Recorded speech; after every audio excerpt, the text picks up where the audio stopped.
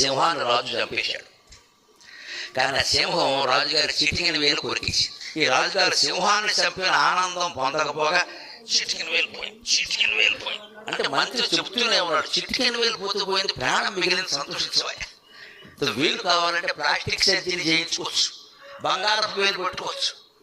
రాజు శాంతి లేదు, పౌరుషం కదా. నువ్వు సరైన సలహా ఇవ్వలేదు, ఆ బాణం కొంచెం గురి తప్పింది, అది ఎలా ఉంది, చిటికిన వేలు మా ఆవిడ చూసిందంటే చిటికిన వేలు లేకపోతే ఎలా, ఇప్పుడు చిటికిన వేలుతో ఏం చేస్తావు ఇక్కడ, ఇంకా 9 వేలు సరిపోవా. అదే ఎంతసేపు లేని దాని గురించి ఏడుస్తాం కానీ మనం ఉన్నదాని గురించి ఆలోచించామండి. 9 వేలు ఉన్నాయి కదా, చిటికిన వేలు అంటుంటే అప్పటికి ఇంక ఉసుకొచ్చి మంత్రి రాజుగారు బాధపడగా అంటా వాడవచ్చు నా వేలు పోతే నువ్వు మంచిగా అంటావు అని వీళ్ళు తీసుకెళ్ళి జైల్లో పెట్టేది. రాజులు అంటే అంతే, ఆగ్రహం వచ్చినా అనుగ్రహం వచ్చినా పట్టలేము. అనుగ్రహం